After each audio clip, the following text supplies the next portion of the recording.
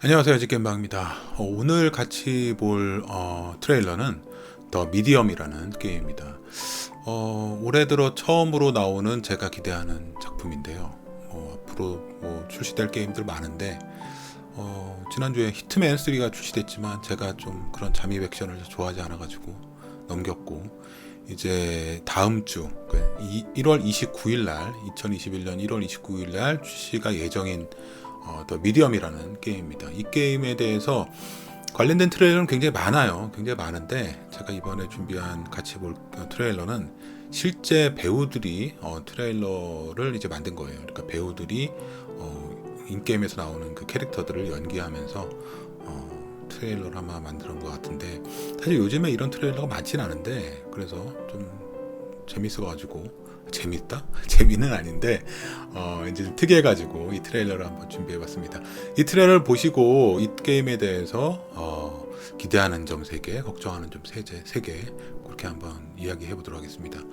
먼저 이제 트레일러를 같이 보기 전에 한 가지 말씀드릴 점은, 이 게임은 약간 공포 게임입니다. 공포 게임이기 때문에 트레일러 역시 공포스러운 부분이 있습니다. 하지만 제가 봤을 때는 그렇게 공포가 심하진 않다. 잔인한 것도 나오진 않습니다. 좀 공포스러운 부분들이 좀 많이 나오니까 혹시라도 조금이라도 공포스러운 거는 보기가 어렵다 이러신 분들은 그냥 여기서 영상 시청을 그만하시고요. 네, 그러면은 한번 보도록 하겠습니다. 더 미디엄이라는 트레일러입니다. 자, 한번 보시죠.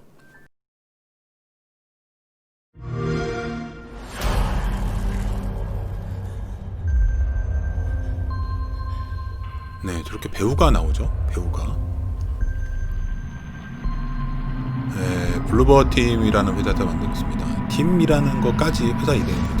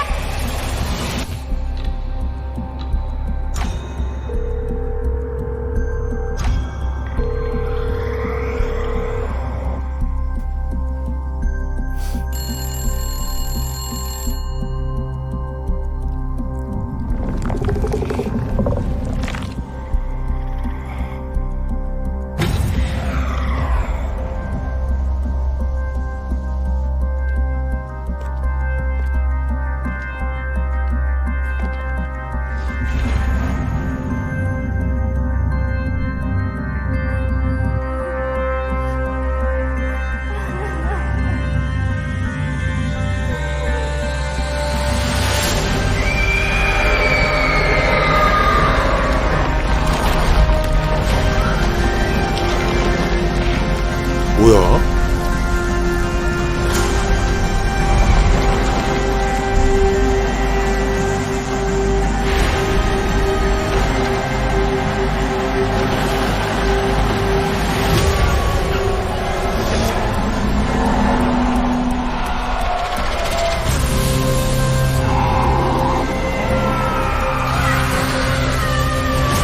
괴물도 나오는 것 같은데?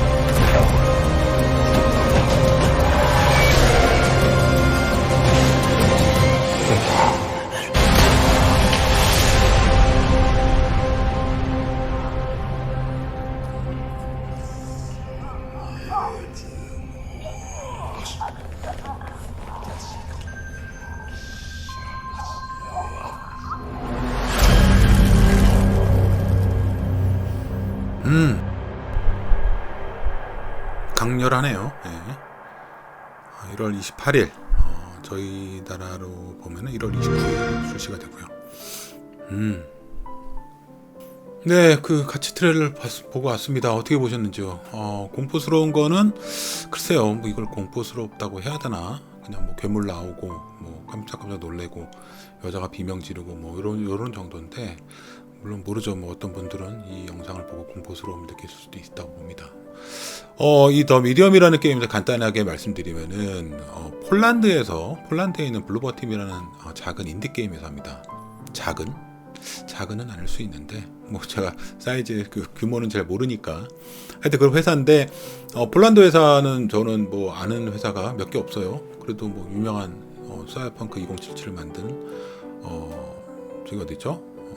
프로젝트 레드만 알고 있는데 폴란드 게임이 또 이렇게 나오네요. 예. 그리고 이 게임은 공포 게임이고요. 그리고 스토리가 있는 게임입니다. 그리고 엑스박스 게임 패스에 출시 당일날부터 게임 패스에 이제 등록이 되는 게임입니다. 그래서 저는 이미 사전 설치를 받은 상태고요. 그러니까 출시됨과 동시에 플레이를 할 예정이고요.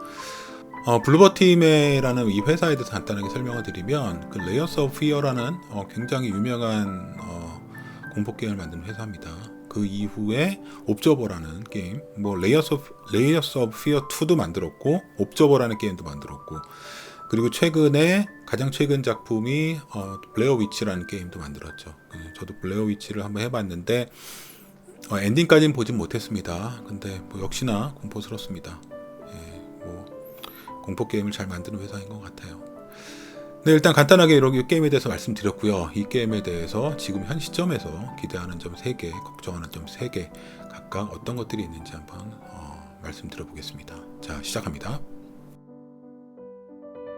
자, 기대하는 점 첫 번째는 독특한 세계관입니다.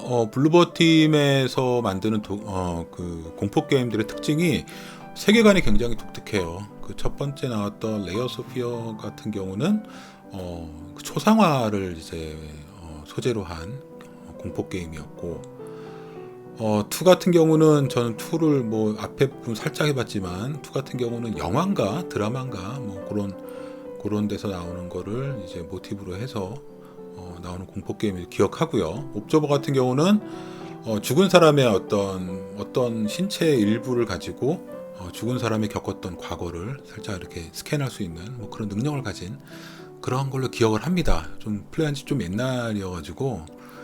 그리고 블레어 위치 같은 경우야 뭐 최근에 했던 게임이라서 좀 기억은 나지만 물론 엔딩까지 가지 못해서 한 소년이 행방불명이 된 거를 이제 주인공이 찾아가면서 겪는 공포 게임이죠.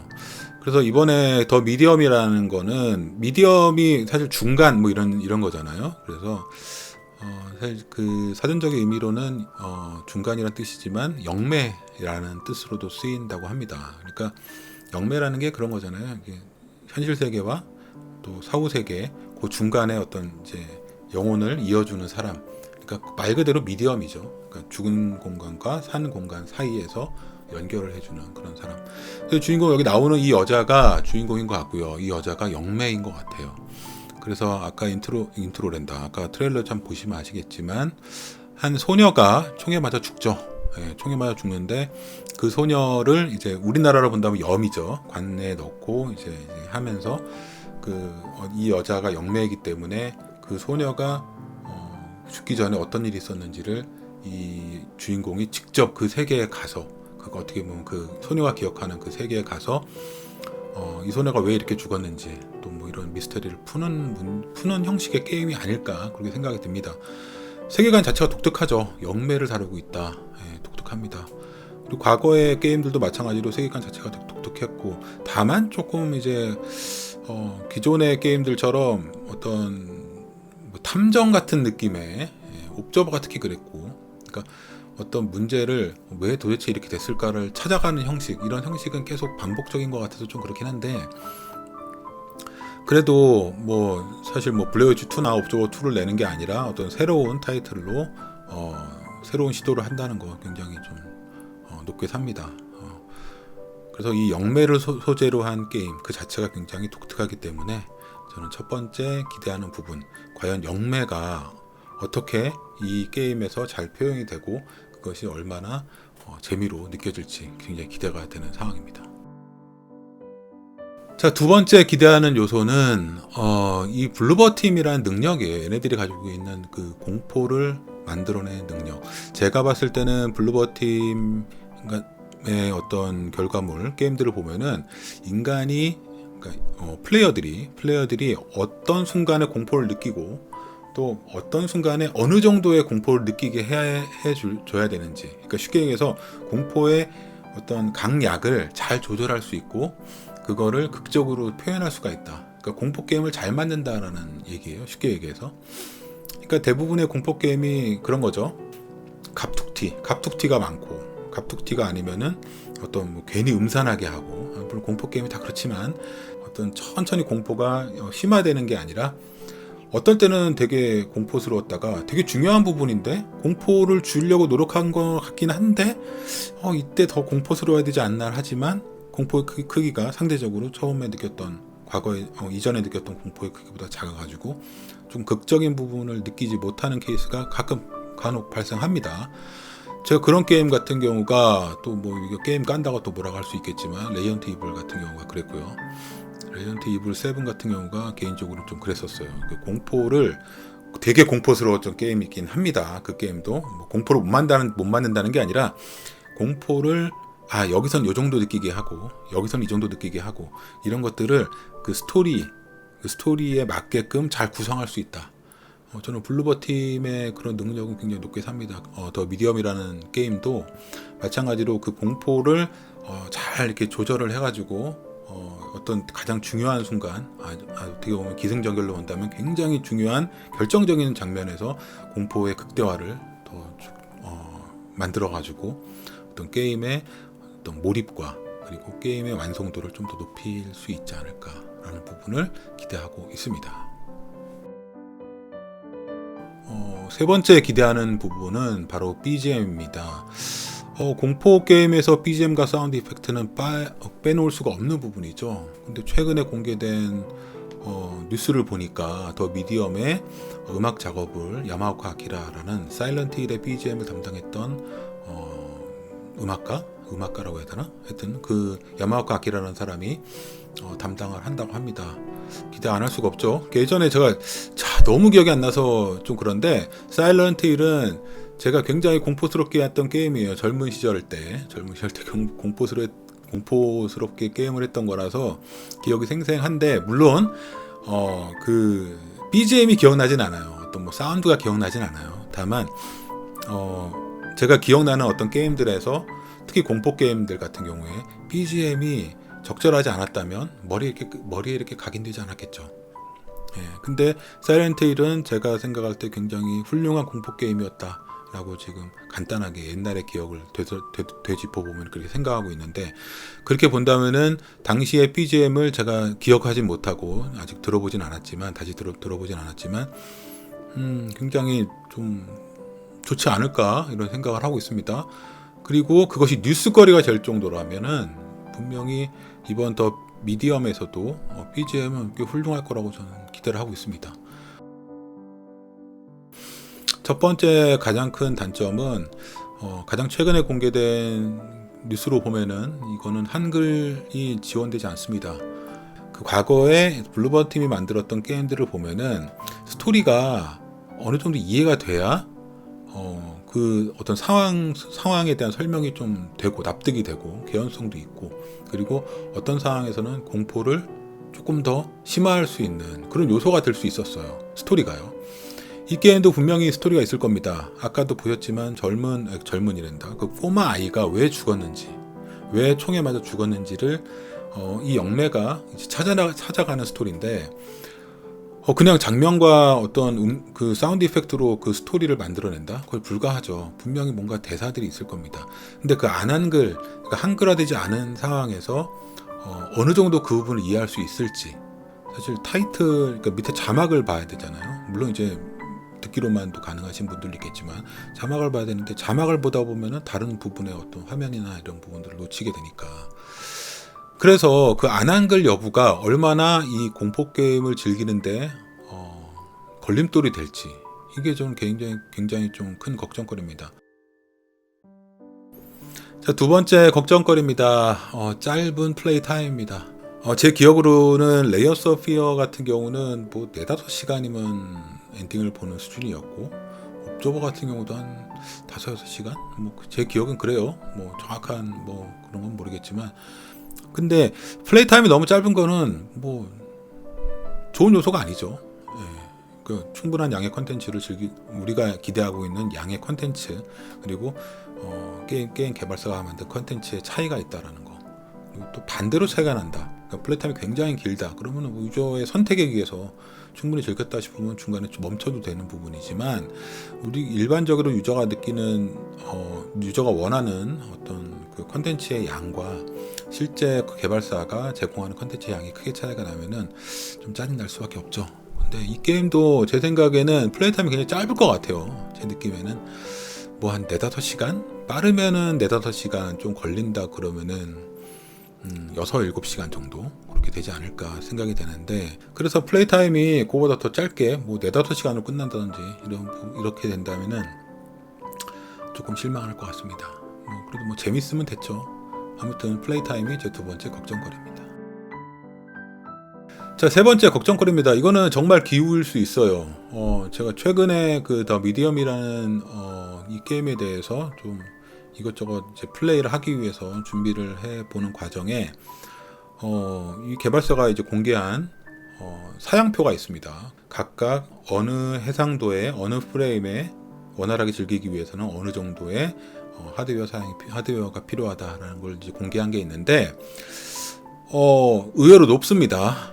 권장 사양이 높고, 또 얘네들이 공개한 표에 보면은 제가 못 찾은 걸 수도 있어요. 미리 말씀드릴게요. 제가 못 찾은 걸 수도 있는데 30프레임으로만 나옵니다. 60프레임에 대한 얘기가 없어요. 그래서 물론 이게 엑스박스와 이게 뭐 플스로 나오는지는 잘 모르겠는데 안 나올 수도 있죠. 그건 잘 모르겠네요. 아무튼 콘솔하고 같이 내기 때문에 뭔가 혹시라도 프레임을 30프레임 고정을 하지 않았을까 이런 생각이 드는데, 두 가지죠. 30프레임은 고정, 말도 안 되는 얘기지만 제 생각에 말씀드리는 거예요. 30프레임 고정일 수가 있고, 또 하나는 60프레임에 대한 기준표가 있긴 한데 공개했다가는 좀 욕먹을 것 같다. 왜냐면 사양이 너무 높아서. 그게 아닐까 싶어요.